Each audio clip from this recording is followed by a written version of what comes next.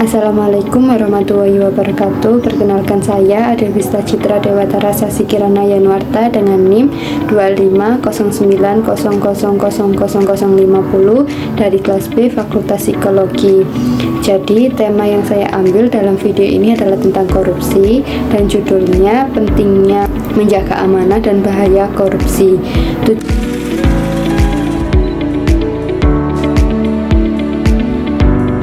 Tujuan saya membuat video ini untuk menjelaskan fenomena yang sedang terjadi di Indonesia serta penyebab dan dampaknya bagi seluruh masyarakat Indonesia, dan juga menganalisis fenomena ini berdasarkan ajaran agama Islam. Jadi yang pertama, apa yang akan kita bahas di kasus ini, di mana kasus ini terjadi, siapa saja yang terlibat, kapan kasus ini ada, dan juga mengapa kasus ini penting untuk kita bahas.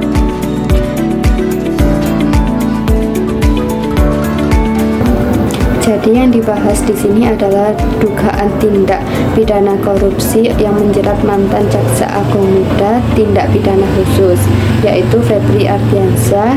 Jadi ia itu diduga terlibat dalam 3 kasus korupsi. Yang pertama dalam PT Tata Kelola Batubara, yang kedua PT Asabri, dan yang ketiga PT Krakatau Steel.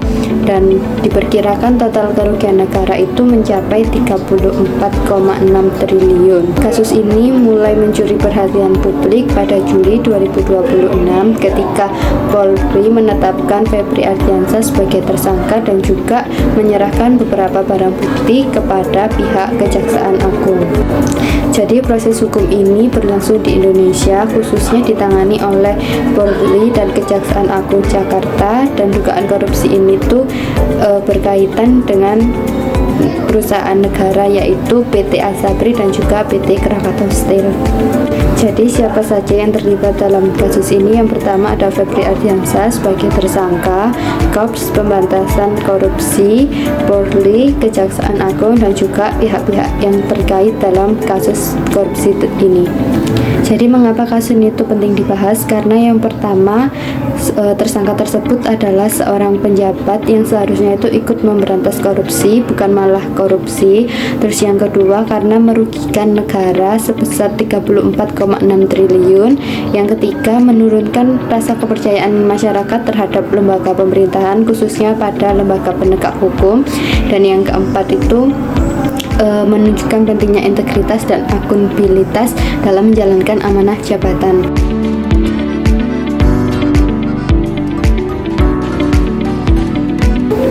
Jadi apa saja faktor yang menyebabkan seseorang itu bisa melakukan korupsi? Yang pertama, karena penyalahgunaan kekuasaan dan wewenang, di mana mereka merasa memperoleh keuntungan lebih dari kekuasaan tersebut. Yang kedua, kurangnya integritas dan moral individu, jadi ketika diberi amanah dia itu tidak bisa mengaplikasikannya dengan baik. Yang ketiga, karena tingkat transparansi atau pengelolaan datanya itu masih kurang.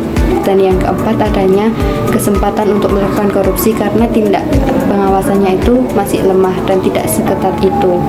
Jadi dampak yang ditimbulkan dari kasus ini, yang pertama merugikan negara sebesar 34,6 triliun. Yang kedua, menghambat proses pembangunan infrastruktur dan juga kesejahteraan masyarakat terutama di wilayah tersebut. Yang ketiga, menurunkan kepercayaan masyarakat terhadap lembaga penegak hukum. Yang keempat, menimbulkan citra buruk terhadap lembaga penegak hukum karena kasus melibatkan seseorang yang seharusnya menjadi pemberantas tapi malah dia yang ikut korupsi. Jadi dari kasus ini itu bertentangan dengan beberapa nilai akhlak dalam Islam. Yang pertama ada amanah, karena jabatan yang diberikan itu tidak dijalankan dengan jujur dan semestinya. Yang kedua jujur, karena kasus korupsi ini itu merupakan bentuk kebohongan dan penyalahgunaan kepercayaan. Yang ketiga ada adil, korupsi ini merugikan masyarakat luas demi kepentingan pribadi. Dan yang keempat ada tanggung jawab, setiap pemimpin nantinya akan dimintai pertanggungjawaban atas apa yang sudah diembannya. Analisis berdasarkan Al-Quran. Allah Subhanahu wa Ta'ala berfirman dalam Quran surat Al-Baqarah ayat 188 yang artinya, dan janganlah sebagian kamu memakan harta sebagian yang lain dengan jalan yang batil. Ayat ini tuh menjelaskan bahwa mengambil harta yang bukan haknya itu termasuk melalui korupsi ini tuh merupakan perbuatan yang dilarang karena dilakukan dengan cara yang batil dan merugikan banyak pihak. Dan Rasulullah SAW juga bersabda, setiap kalian adalah pemimpin dan setiap kalian akan dimintai pertanggungjawaban atas dipimpinnya.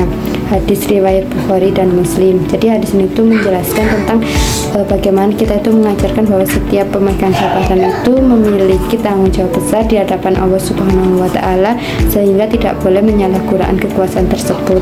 Dan juga Rasulullah SAW melarang keras praktik gulul atau penggelapan atau pengambilan harta yang bukan haknya, yang menjadi salah satu bentuk pengkhianatan terhadap amanah.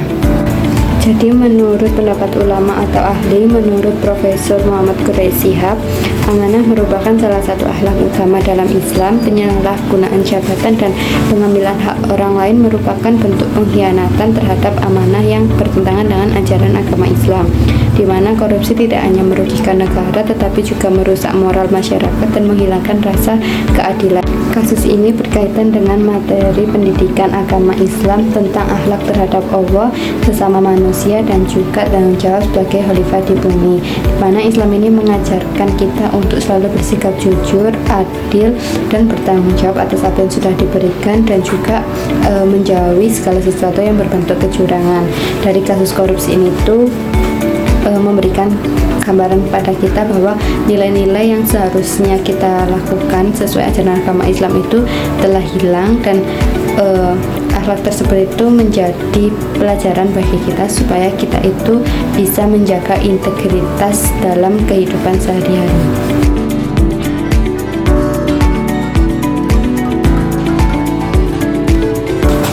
Jadi solusi yang dapat diberikan dari kasus ini, yang pertama, menanamkan nilai kejujuran, adil, amanah, tanggung jawab, dan meningkatkan integritas setiap individu.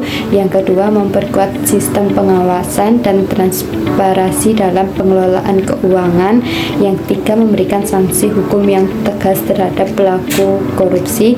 Yang keempat, mendorong masyarakat untuk berani melaporkan tindak korupsi sekecil apapun itu.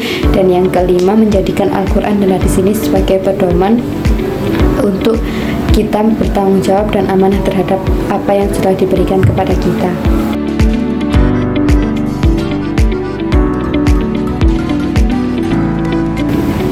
Jadi kesimpulannya dari kasus ini yaitu kasus dugaan korupsi yang dilakukan oleh mantan penegak hukum pemberantas korupsi yaitu Febri Ardiansyah ini itu menunjukkan bahwa korupsi dapat dilakukan di lingkungan penegak hukum sekaligus, dan perbuatan tersebut itu mengakibatkan kerugian negara yang sangat besar, merusak kepercayaan masyarakat, dan juga bertentangan dengan nilai-nilai akhlak Islam seperti kejujuran, amanah, dan keadilan. Dan hikmah yang dapat kita peroleh dari kasus ini yaitu kita belajar bahwa jabatan merupakan amanah yang harus dijaga. Integritas, kejujuran, dan rasa tanggung jawab merupakan kunci untuk mencegah perbuatan kecurangan seperti ini atau tindakan korupsi. Dan untuk pesan moral sebagai generasi muda, kita itu harus membiasakan diri bersikap jujur, bertanggung jawab, dan menolak segala sesuatu yang berbentuk kecurangan, terutama korupsi, sekecil apapun itu, dengan menerapkan nilai-nilai Islam dalam kehidupan sehari-hari. Kita dapat ikut membangun masyarakat yang adil, bersih, dan berintegritas yang tinggi. Sekian dari saya. Wassalamualaikum warahmatullahi wabarakatuh.